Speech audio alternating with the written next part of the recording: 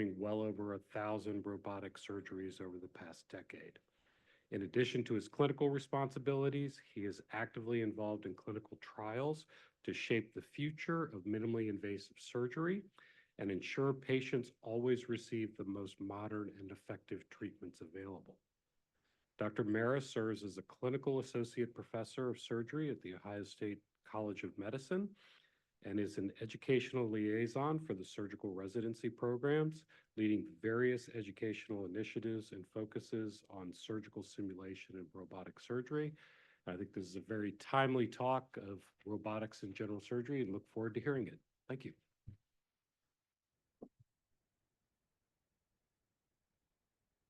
Good morning. Thank you for the opportunity to present. The opportunity to participate in the meeting over the last couple of days has been a welcome one, and I appreciate the invitation.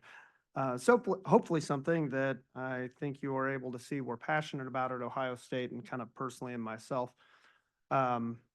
Disclosures, I am a proctor and consultant for both Intuitive and Medtronic, and just a little bit about my perspective and where I'm attempting to come at from this is I am pro-robot. And this talk is an attempt to talk about where robotics is really going to deliver value for us, where it has delivered value historically, and then where I think this will ultimately be in the future, and kind of where the puck is going, to borrow a quote from Wayne Gretzky. A little bit about my background, as I think it's important for what we talk about, is I originally did my training at the my medical schooling at the University of Oklahoma, finishing in 2007. I was then fortunate to match at East Carolina University in Greenville, North Carolina, where I obtained my general surgery training as well as an MBA during that time period, finishing in 2013. Had really excellent minimally invasive experience, did a lot of trauma, did a lot of bariatrics, and felt really well trained from a minimally invasive standpoint. I then went on to Ohio State, where I specifically sought out not only additional minimally invasive training, but trained doing advanced flexible endoscopy and ERCP, which is what took me to Columbus. I never thought that I would be there longer than a year, and 12 years later, I've now been in Columbus and worked solely at Ohio State since that time period. I didn't do any robotics in residency. I didn't come out of this as a robotic zealot. I also didn't do any robotics in my fellowship. I watched one of our partners do 2 robotic cholecystectomies, kind of from a distance in the corner. I think that's kind of like saying you're a NASCAR driver if you rode in the passenger seat, which would not be accurate. And that surgeon subsequently left about the time I was hired. Maybe that was on me, and I'm sorry about that. So, and in 2015, there was really no general surgical presence at Ohio State doing these cases. So it's not like we were some bastion of general surgery and at Ohio State. What I want to talk a little bit is about history and origins, where robotics started, kind of what that looked like and what this intervening 15 years served, and where robotics really kind of found its footing. What really brought us into the modern era of robotics and what that looks like, I term that the XI inflection. What it looks like today in 2025, what are the cases we're doing, what our individuals are exploring right now, and what I think is going to be the really exciting component, which is coming into this multi-vendor era. And so I want to talk a little bit about notable vendors that are coming, what that's going to look like, and what these future technologies look like, what we know and what we kind of anticipate. 1997 was actually the first documented robotic general surgical case in the world. This was performed in Brussels by Hibbins and Caudier. If you utilize the Intuitive system, Caudier retractor continues to bear his name. And that was performed in 1997 on a prototype technology that was called the Mona.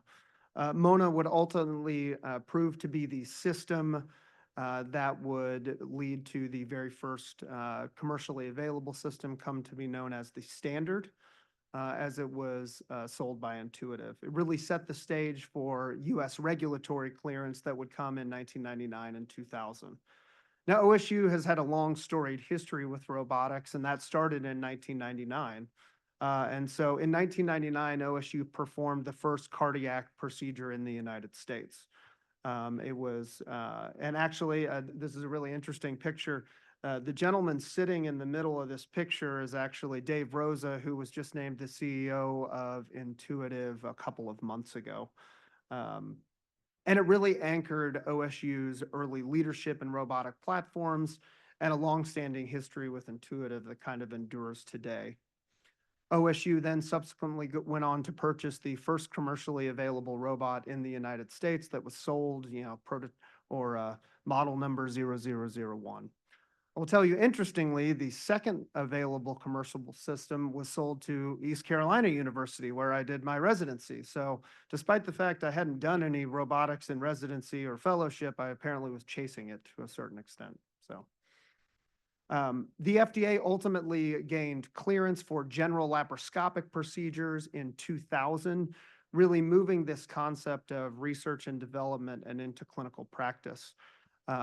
I will tell you a funny story about this that has been told to me several times. And if you were at Dr. Ellison's lecture on Sunday night, you might have heard the name Scott Melvin a couple of times. And so Scott Melvin is a prolific minimally invasive surgeon.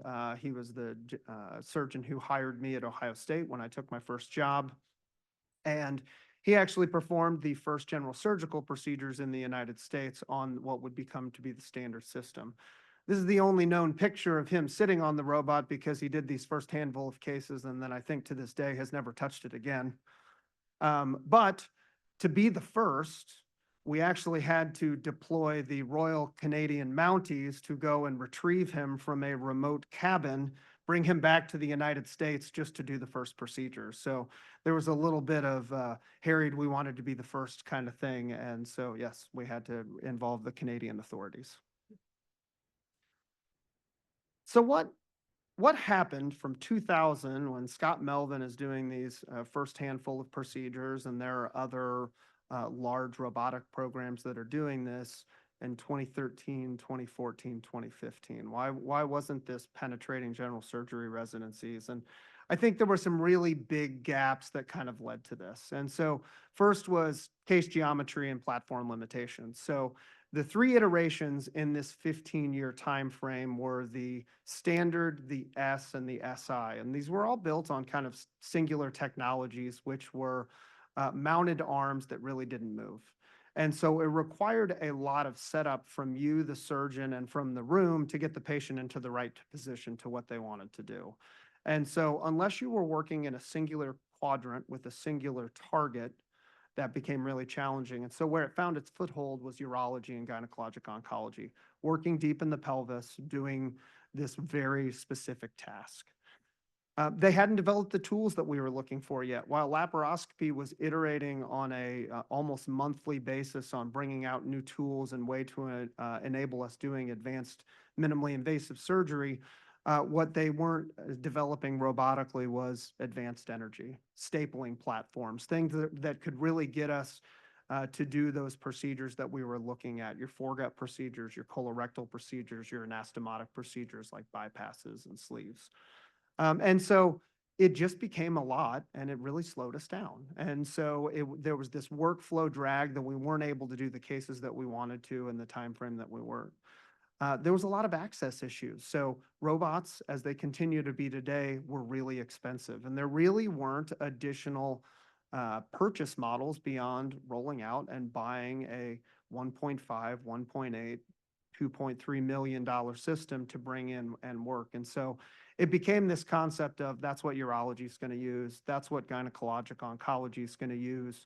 This really isn't for me. It slows me down. I can't do surgery any better. Oh, and by the way, it's really expensive.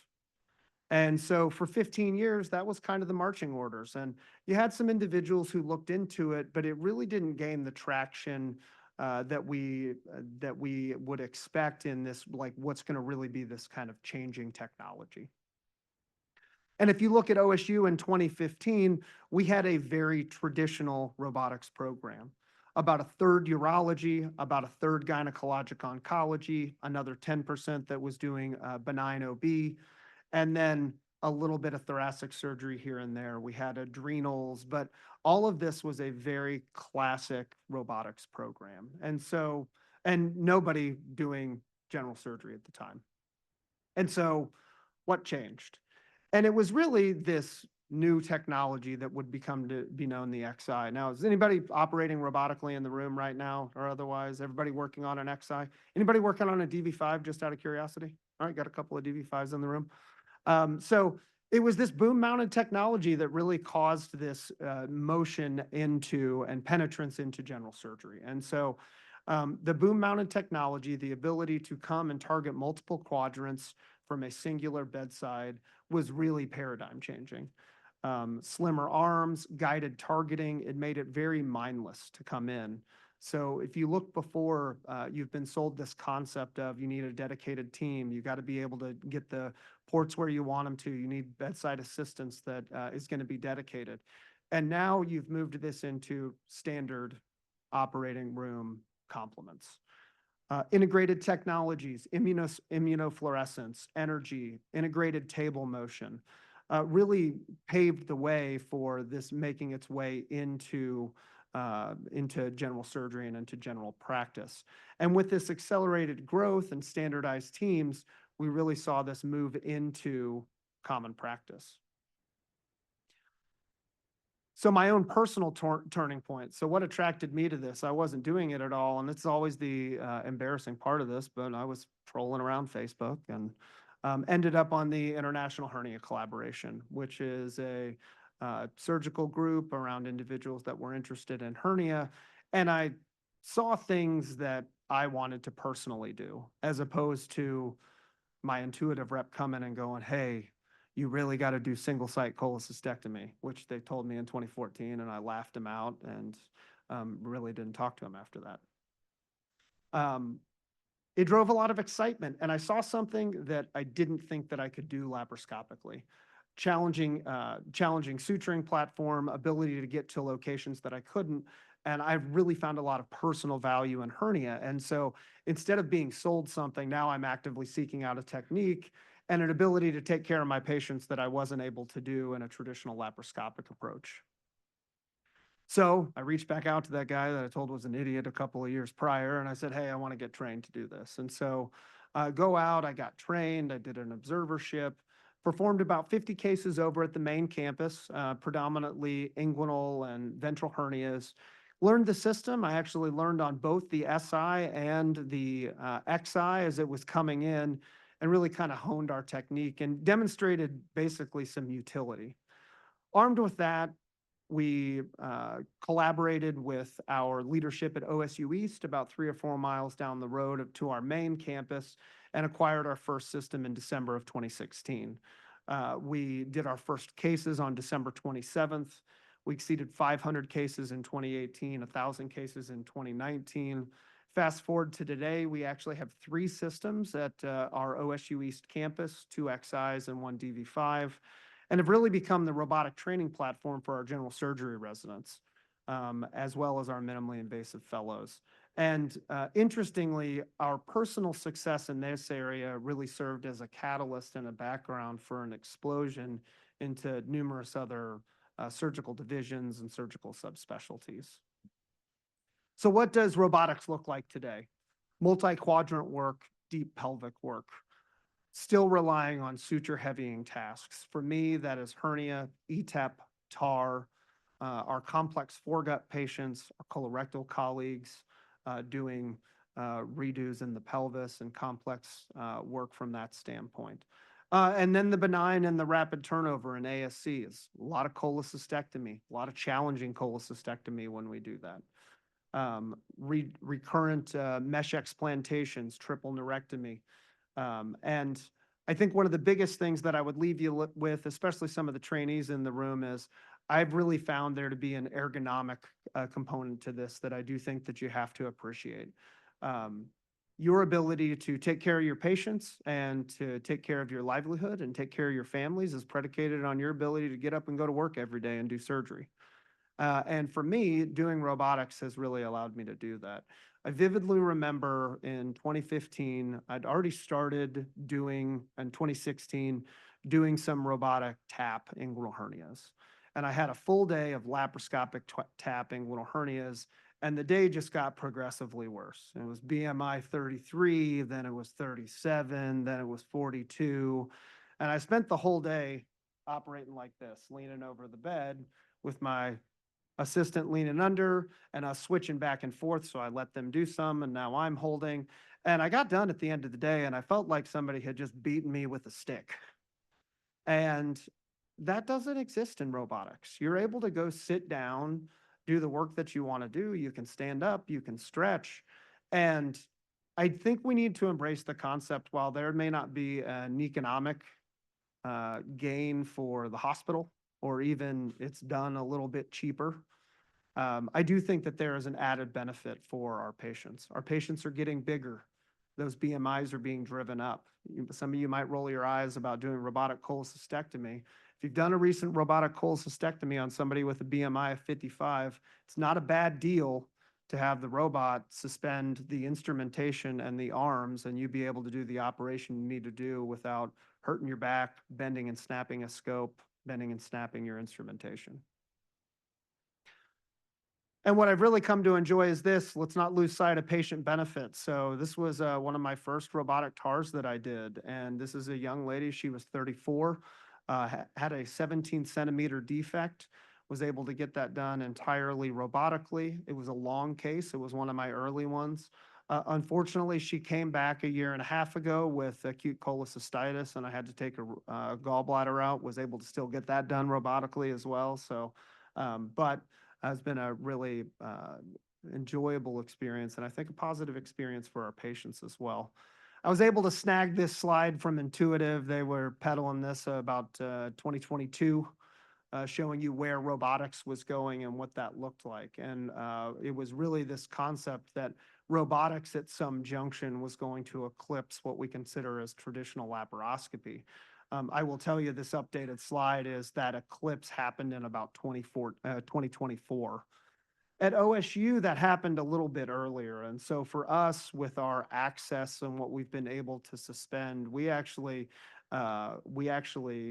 overcame traditional laparoscopy back in 2026 and 27, or 2016 and 2017, excuse me, as that has come and penetrated the vast majority of our surgical specialties at this junction. What does our program look like at OSU, and how do we support that? Within the enterprise in its entirety, we have 11 XI dual console systems, 3 DV5 XI dual console systems, an SP system, 2 Ion bronchoscopic navigating systems spanning 14 subspecialties, 100 trained robotic surgeons, and over 33,000 surgeries done since the inception of the program in 2025. We do a lot of robotic surgery. And we've really been able to, while maintaining this idea of access, foster this idea of expansion. And so the opportunity, and what I really have attempted to lead with, is this idea that if you come to us and say, hey, I've got this idea, I'm really interested in doing robotic abdominal wall reconstruction. In 2015, Jeff Fowler, who was a gynecologic oncologist, could have gone, we've only got 6 systems, they're full to the brim, really can't help you out.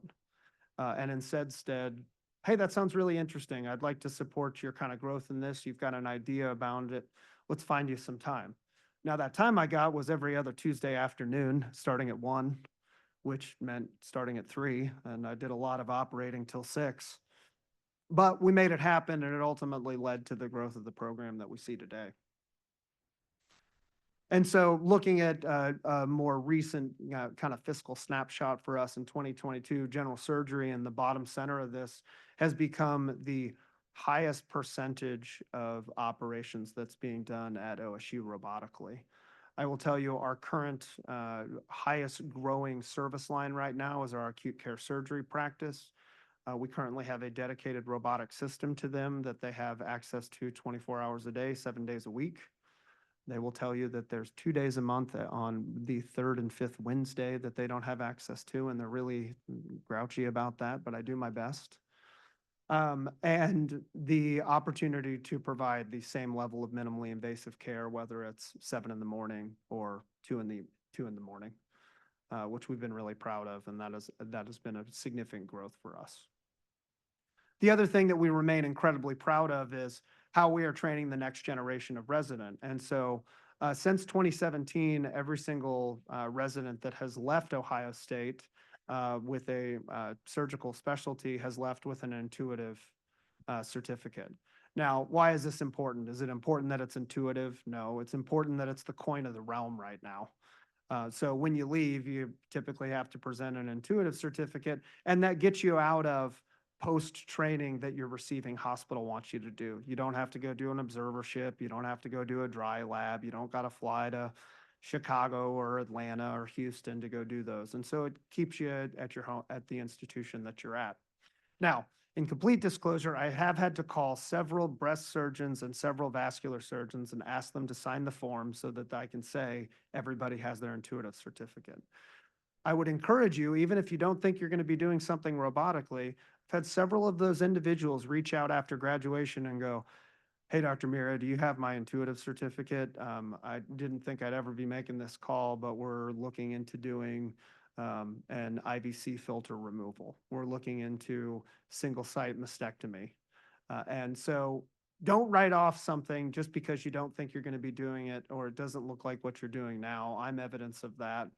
And so take the tools and everything that you're being trained to do right now and implement those and learn them. You don't know when you're going to use it and what your practice is going to look like years later.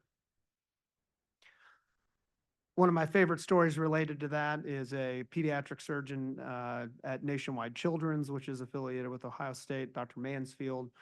She was one of our trainees who left and went to Memphis, did her pediatric surgery training, and is now back and working with us.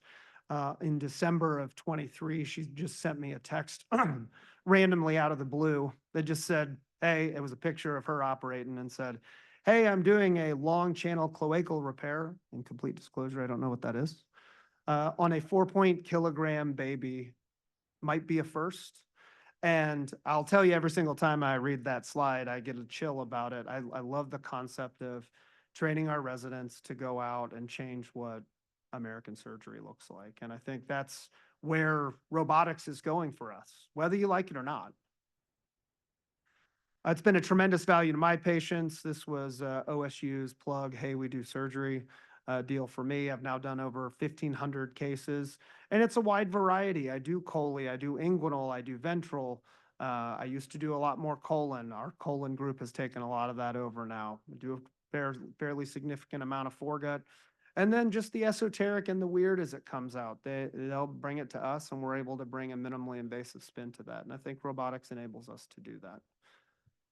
And I think what's really interesting about this is the move into the multi-vendor era and what I think is really going to define what general surgery looks like moving forward. It's here. It's a good thing.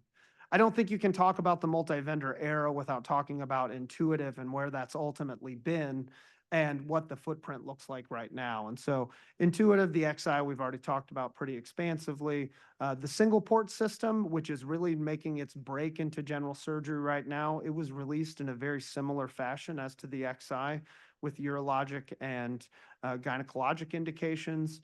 And within the last year, they've added indications for thoracic surgery, colorectal surgery, both abdominal and TAMIS, with moves into breast mastectomy and subsequent immediate reconstruction. And so I think we're going to see a fair amount of SP kind of making its way into surgical care. And then DV5, which was released commercially in 2024. Expanded haptics for anybody that's using force feedback, and a tremendous amount of digital integrated insights that they have. And this is kind of what OSU has looked like as we've come on. We've experienced every iteration of this. Several standards, S's, SIs, and now XIs as they kind of exist right now. That picture of that first standard is actually down in a museum at the University of Ohio at this junction. We actually participated in the IDE trial for DV5 in 2023. We had 10 surgeons who were recruited, 22 perioperative staff trained, and 22 patients who were successfully enrolled, being the highest at any of their sites. We took delivery of a commercial system that if you have not had an opportunity to sit on the DV5 console, smaller footprint in the operating room, integrated technologies, insufflation, and things to that effect, probably some improved efficiencies in the operating room, which we've experienced. Force feedback has been an interesting experience that we've been able to utilize, specifically participating in clinical trials related to and studies related to force feedback. You'll see some of that data that's going to be presented at ACS this year. And then the ergonomic things that I've already talked about. And so if you look at the new consoles as they are utilized, a little bit more ergonomic. The headpiece almost fits a little bit more like a VR module as opposed to a console that you're sitting in itself. All of that can be controlled from the console. That's one of the big shticks that they have, is that you can control all of the insufflation and the energy and the visualization without taking your head out of the console. They're also rolling a lot of digital insights that are included into this as well. All of your DV5 cases can be recorded, that you have access to either via web front end or via the app, including all of that force information and everything that you're seeing. We're attempting to exploit a lot of that for research and see if there's any validity to, does this help? What does this look like? Is efficiency better? Does this result in less complications related to anastomotic tension, things to that effect? So moving into some competition. So Versius, modular entry, independent bedside arm carts with an open 3D HD visualization, as opposed to a encapsulated console. Small wristed instruments that are attempting to mimic the human arm. They received de novo authorization in October of last year with an indication for initially for adult cholecystectomy, with an intention to roll out to selective partner hospitals first. Globally, they report over 30,000 procedures that have been completed, and is the second most often utilized soft tissue robot as it exists right now. The workflow story is to have these multiple carts and only needing to bring in the number that you need. You're going to see that as a recurring theme with a couple of these systems as well. Economically, often leading with a leasing type model as opposed to a capital purchasing model, with some claims of lower lifetime costs when you compare that to Intuitive. Bottom line, smaller footprint, modular in nature. Today, Coley is their beachhead that they're looking for, with scope to grow if possible. Distal motion, if anybody has seen this, it's a laparoscopy first on-demand robotics. You'll notice that the operating surgeon is still scrubbed and is scrubbed at a sterile console as it stands right now. It works in a familiar lap setup. You're able to flip to wristed robotic instruments for parts that actually need them, suturing, precision dissection, mesh fixation, and then back to laparoscopy without scrubbing in and out. The FDA granted de novo authorization in late 2024 for adult laparoscopic inguinal hernia repair, and in March of this year, they announced their first U.S. sale and delivery to Memorial Hermann. And in May, they receive 510 clearance for adult cholecystectomy. So in the U.S., the footprint's now inguinal hernia and chole as that lives. They're targeting ambulatory surgery centers for this, and attempting to add wristed articulation to the concept of traditional laparoscopy. Senhance has been around for a hot minute. And so as robotics was taking off, their attempt to differentiate was the concept of digital laparoscopy. So the absence of wristed motion on the end of the laparoscopic instruments. Adds real-time computer vision assistance, allowing you to set digital tags where you're working. They have 3D modeling and then eye tracking that allows you to move the camera without needing to take control and physically move it yourself. Biggest regulatory step in July of 2024, they had F10 clearance for expansion into adult and pediatric urology. One of the biggest shticks for them is that they have smaller instrumentation, so 3 millimeter and 5 millimeter ports that they're able to utilize, as opposed to standard 8 millimeter ports or even larger for camera. Of note, one of the caveats to all this, in 2023, there was a Class 1 recall on their actuating arms, which kind of sent them back. Bottom line, augmented perception and economical instrumentation, useful, but question where consistency is and the palette for surgeons to not have wristed motion. Probably the biggest thing that individuals are kind of holding our breath for is Medtronic's Hugo platform. Has not obtained clearance in the United States as of today. They submitted for urologic indications in the first quarter of this year after its US IDE with expansion into urology met both of its primary endpoints. The company reported a 98.5% success rate versus an 85% performance goal. While the FDA is underway, Hugo remains investigational in the United States. Outside of the US, it's commercial and just added a non-articulating ligature to its platform, so it has some component of advanced energy at this junction. The platform's angle is a modular independent arm architecture, similar to what we talked about in Versius. Open console, so some good room for flexibility. There's some trepidation around the size of these modular arms and the question of how that's going to work in smaller rooms. So their intention is to open with urology first with a rapid move into hernia and into chole. The current holding breath is a December 1st release for that. I think one of the most interesting models and something that's unique and a little bit different than we've seen is Johnson & Johnson's Ottava. This is a multi-specialty soft tissue robot that's predicated around integrated table architecture with 4 low-profile arms that are built into the OR table itself that can stow underneath it. So the room stays open for anesthesia and for assistance. The key feature is this kind of twin motion, similar to integrated table motion, where you're able to move without this concept of needing to be redocked. The FDA approved the IDE on November 12th of 24, and it completed its first U.S. clinical case on April 14th. Their public guidance now points to a de novo submission in early 2026. After the U.S. trial, strategically, Ottava ties to Ethicon instrumentation and their digital layering, otherwise known as polyphonic, meant to connect energy, stapling, and robotics with the data that they are subsequently going to roll in.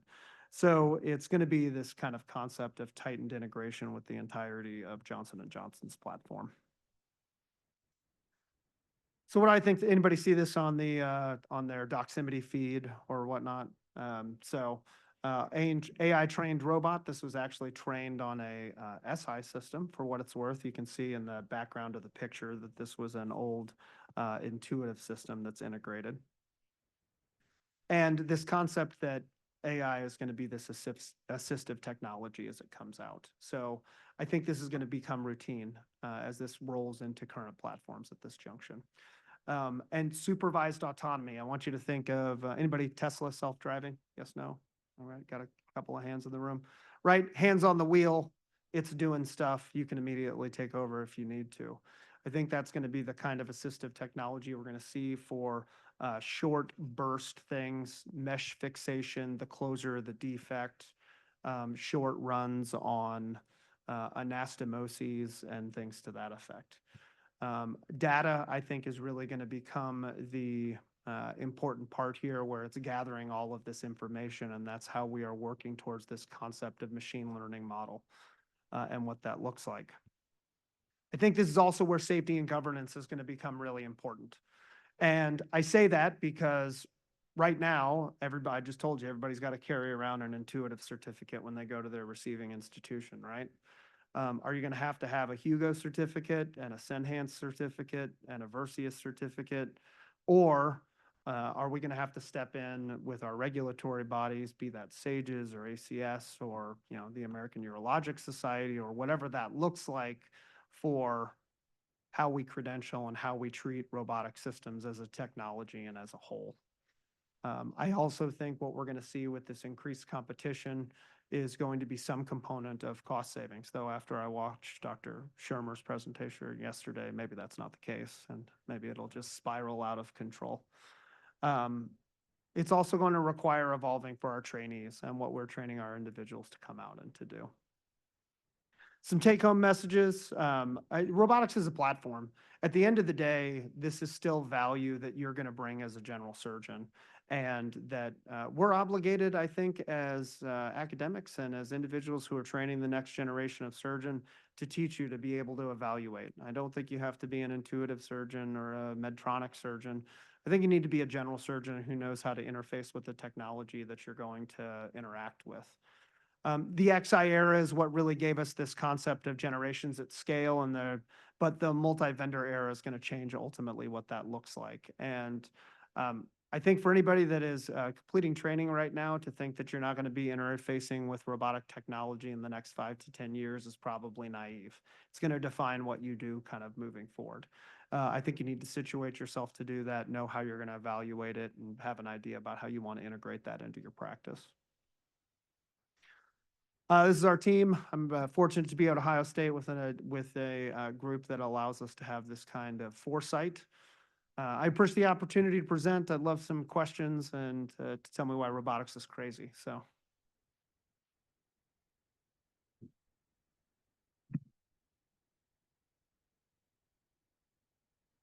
That was a great presentation. I feel totally inadequate after learning all this. People of my generation, we were in practice when we learned laparoscopic surgery, whether we learned it from Eddie Reddick or the other programs that were started in Nashville. And we assimilated it pretty well. I mean, for people who it didn't exist in our training. For people of our generation, is this a fait accompli that we really cannot learn at this point as an attending to do robotic surgery? Because I see what the youngsters are doing, and it's just incredible. I don't think that's the case. What makes you say that? Well, a couple of things. I told you I do some work with Intuitive and I teach at their labs and things. I will tell you day in and day out, one of those surgeons is somebody who is 25 or 30 years out of practice. And they still want to do surgery and they love doing it. And they've gone, I know how to do laparoscopy. I've been doing it for the last 25 or 30 years. I think you can do that. I do not think that there is you cannot do this. But are we just spinning our wheels? I Should don't we think leave you it are. to the youngsters? I still think you bring value. I think increasingly robotics is becoming ubiquitous in practice. So your access is going to be available. I think it's your palate. I think it's whether you want to do it or not. I don't think it's that you can't. I think it's whether you want to. Don't hang up your coat yet. Yeah, really. We need you. Thank you. If I could give you a quick spiel too, I think that a lot of the skills you learn in laparoscopy are actually very useful in the robot. There are a lot of tricks that I show residents all the time that I learned in laparoscopy that they would never think to do with the wristed instruments on the robot. So you got a lot to give. The other thing I would say to that is, I think there are a lot of tricks robotically that translate to laparoscopy. Absolutely. And tissue planes are still tissue planes. So sorry, I did Yeah. have a question. I don't mean to steal your spiel from ACS, but I was curious on your opinion on force feedback instruments and this AI technology we're using. I've sat down with Medtronic, Johnson & Johnson, Intuitive, looked at all their platforms for what they're getting in data. And this is going to be an unpopular opinion. I think that force feedback instruments are going to hurt our trainees more than help them, because I don't think they pull hard enough or have an understanding of tissues as it is. And when you add in an extra layer of force feedback, I think it's making it harder for them. And every time I say that to Intuitive, they wave me away and say that that's silly. Of course. Right. But I was curious, not so in that, but what are you seeing on your side for research? And what do you think is actually going to bear fruit and value from this? Because I think that there's a lot of Silicon Valley talk in regards to what we can get, but I think that the actual juice that we're going to get is going to be different. This is where I think it's really important to underscore we've got to partner with industry on this. They've got all the data and we've given it to them. Like, we've just given it all to them. We tried not to, we really did. OSU tried to for 5 years. We tried to not give them the data, and there's just not getting around it as it exists right now. And so we're the ones who are going to define what value looks like.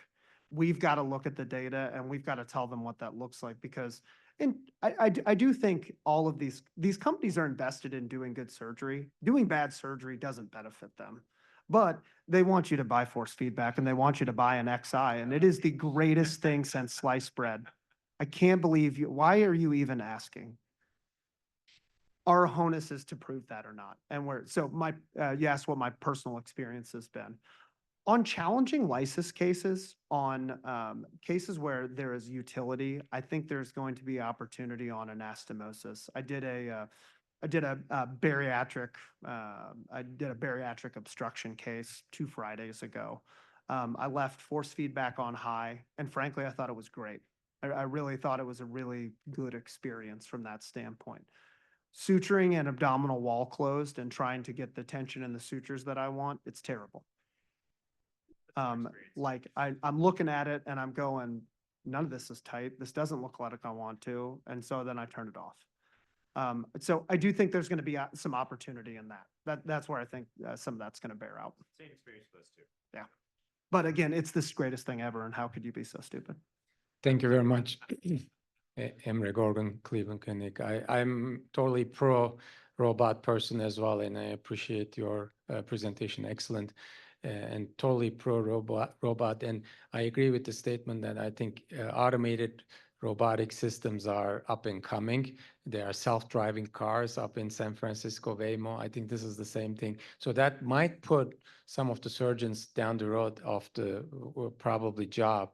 But we also, I think, expedite that by providing data to them. And you said we do. Like when you sign up to MyIntuitive, you are volunteering or involuntarily giving them the data, your motions with each case. And like, are there do you think any control over that, like data sharing, like legally, what control do we have? Because this is really your movement and you are just volunteering that information to them. It's not even when you sign up for MyIntuitive. Yeah. It's when you sit down on the console. Yeah. If the way for you to control your data is to not operate on Intuitive. And Intuitive, as I described, is there any Intuitive people in the room? No, they didn't sponsor this. So they're just greedy little pigs with data. And so,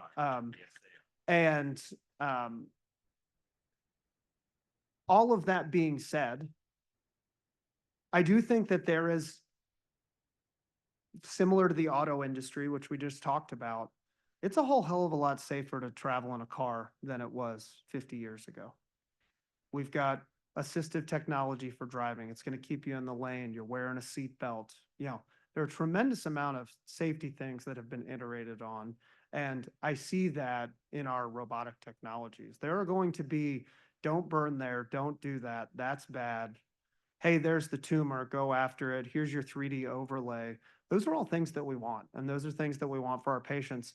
And we as academic institutions are not situated to manage that amount of data as it sits right now. We haven't done a good job of that. I'm going to be the elephant in the room. I'm one of the first who took up laparoscopic surgery in 1989. And I trained on the robot in 2003 in Tennessee. Actually, I went with a cardiac surgeon to learn Lima and Rima as the first thing that Intuitive was interested in. And they said, we aim to the heart, we ended up in the pelvis. And that's where we went to the prostate. I saw the rise and fall of laparoscopy. Intuitive was after me in 2010 to do the first, actually I did the first robotic hilar myotomy and Nissen fundoplication in 2003, as soon as I got back from the training. When I talked to the program director, late Dr. Larry Lloyd, who was one of our president here, who passed away, I told him, do you want me to teach robotic or laparoscopic? He said, robotic, nobody has it. Too expensive, no hospital has it. If we graduate residents, they're not gonna find a job. Time passes, 2010, single incision cholecystectomy. They came to do it robotically. I was doing laparoscopic. I turned them down. 2014, sleeve gastrectomy, robotic, turned them down. I didn't see a value in robotic at the time because I saw that laparoscopy can do the same thing. It's just an extra time, an extra effort, and extra money. The problem that Intuitive is strong um, marketing. And we added to the cost of medicine, and Dr. Schreiber has mentioned that we don't know where we're going with this. I don't know if money can be the reason or we're going to be able to sustain the extra cost that we have. And we departed away from laparoscopy to the robotic, and I see the tide is not going to stop. I'm one of the old people who, did not adapt to it. I trained on it, but I didn't see a value. If you want to be a good laparoscopic surgeon, you can do anything you want. As you do robotic, you told me that there's an extra things that you can do. True. But are we contributing to the cost of medicine by departing away from things that can be done laparoscopic very well and safely? It has been shown it's safe, to something that because I can do it robotic, I'm going to do robotic. Is there value to the patient more than what we gave these people the last 40 years in laparoscopy? So there's going to be another hour talk now.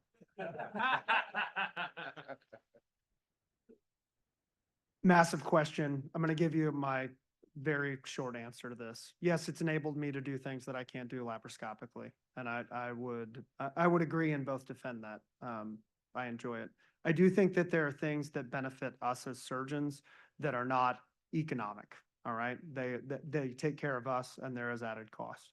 I think there is opportunity for cost parity in procedures that otherwise, when we leverage expensive laparoscopic instrumentation, that maybe we can get away from robotically. I think that exists in some procedures as well.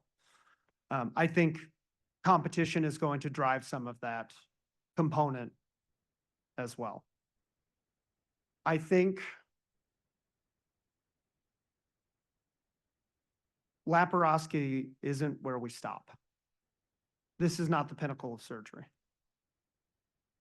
I think probably most importantly, and the way that I can encapsulate this is, I looked at a guy like Scott Melvin, who I watched and trained, and watching Scott operate was like watching poetry in motion.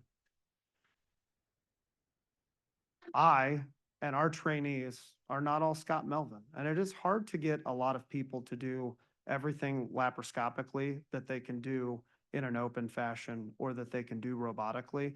And there is absolutely a component of this that is an enabling technology. And so I do think there's some level setting where we can bring individuals who may not be able to do those things as well as you, that we can get up to. And so I think I don't think it's complicated, is the long story short. Sir. Yeah, appreciate you. Great talk.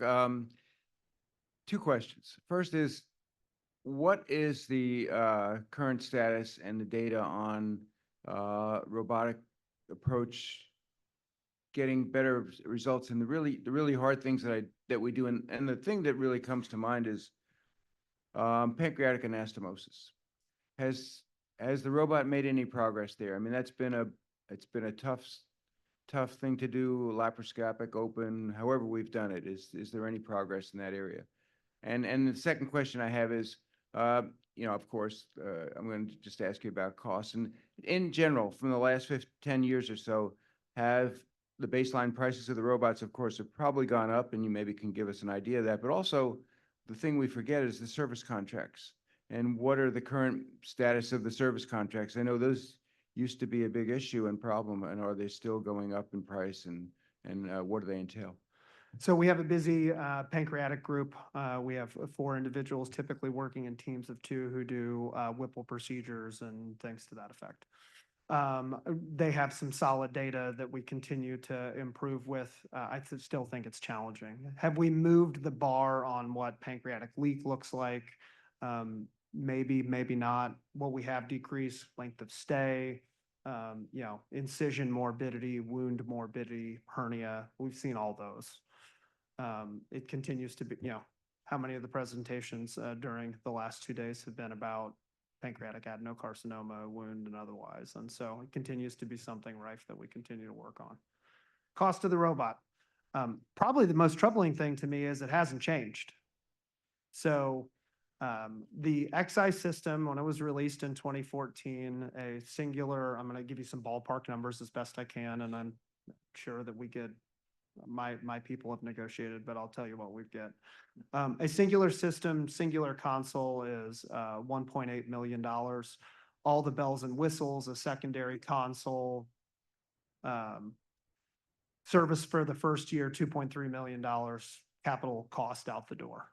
A DV5 is 3.1, dual console, everything out the door, and with service cost for the first year. For the preceding years, years 2 through 7, it is $165,000 for an XI and $225,000 for a DV5. The way that Intuitive has attempted to market that to you, and I'm sure several of you that have purchased systems since then, is something that's called an AMP model, where they're doing a cost per click, similar to buying, they'll liken it to buying ink from for a HP printer, all right? So we're gonna give it to you, and you're just gonna have to buy the $100 of ink. Well, that $100 of ink on a XI system is $1,600, up to the cost of basically $2.3 million over the life of those 7 years. And on a DV5, it's about $2,100 to $2,500, depending on how that is. That's really hosed Intuitive in some of their cost comparisons, because now you can directly relate the cost of a singular procedure to the operation that you're doing. And what never works is doing an outpatient chole for an additional $1,600 on an AMP model. Where I think people are finding a lot of success and where I've attempted to contain cost is utilizing my capital systems as those workhorses that you can do as many operations as humanly possible, and putting your Whipples, putting your 6-hour redo LARs, putting your protracted operations that you're doing 1 a day on, so that you can drive that AMP cost down while still maintaining access. That's the singular way that you can game their system as it lives right now. Just to dovetail on some of the previous questions with the data and the cost, do you see a time where the data may show a benefit in hernia recurrence, things of that nature, to where reimbursements will be different, whether you do your ventral hernia laparoscopic, OB, and robotic, to where you actually may get paid to use the robot? No. And I say no as a nihilist, all right? And so we talked about this at dinner last night. Where you work, if you're at a large academic institution, you've got people asking about cost and asking about data and about what you're going to do, and you're constrained by your mesh contracts and your suture contracts. If you go about 20 miles outside of Columbus, it is the Wild West. And you can do whatever you want. You can operate on a robot. You can operate laparoscopically. You can utilize Gore Mesh and Protact still if you want. Please don't do that. And nobody's going to stop you. What they care is that you're there at their hospital doing surgery. And frankly, as long as you're not hurting people, and sometimes even if you are, they're not going to stop you. And so I wonder at times if we talk about value and, and paying for value, and is this better? Well, of course, I think this is better, and we can show you some data from the AHQSC that it's better, and you have less wound morbidity and less mesh infection, and probably a comparable recurrence risk, maybe a little bit higher seroma when you look at all that data. But that's all incumbent on me putting my data in. And it's just, there's not a good warehouse for that as exists right now. So I don't see it as it exists, but such is life. Please. So just some comments as an oldster. I actually do worry about the future of our profession in the regard that, if you bear with me, when was the last time we saw an integrated circuit made by hand, right?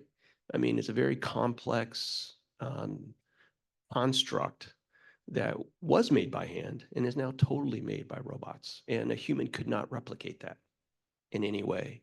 So in the future, as a someone with a daughter who's a surgery resident, I would imagine within 30 years, there's going to be a situation where the high volume elective cases, lap chole, inguinal hernia, all that sort of stuff is going to be done in a situation that I think the AI guys call hands off, eyes on, where we just watch the robot do it. And I wonder if we should be training surgeons to actually deal with robotic complications. Because right now, our residents love the robot, but ask them to do an open or laparoscopic case, and I had to buy them one of those Amazon squeeze things because they couldn't grasp the tissue hard enough. But just what do you think? I struggle with the idea that our residents in the room, raise your hands. I still think you're getting great training, so don't listen to that guy.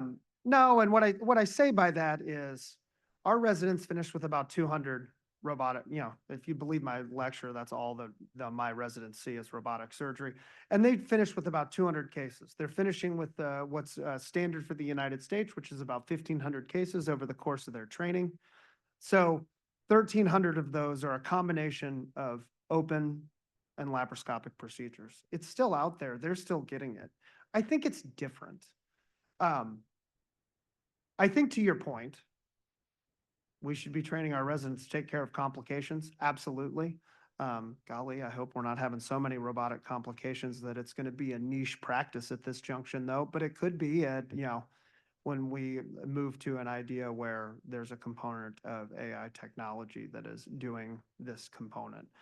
I think the singular thing I would say to you as someone that tries to lean into technology a little bit is that a good thing? From a professional standpoint, is it a good thing? Maybe not. Is it a good thing, though, if we have reproducible procedures that we can safely take care of patients who have an inguinal hernia that's done reproducibly the exact same way every single time? And instead of doing one, you can do 45, which is a dramatic number, but you can do 8 in a day as opposed to 4. If all of that is streamlined and it's the Schuldeis Clinic of robotic inguinal hernia repair, maybe that's a good thing. Maybe I'll lead with a little bit of robotic hope, I guess. But the service contract will probably still be $225,000. So. All right. Thank you.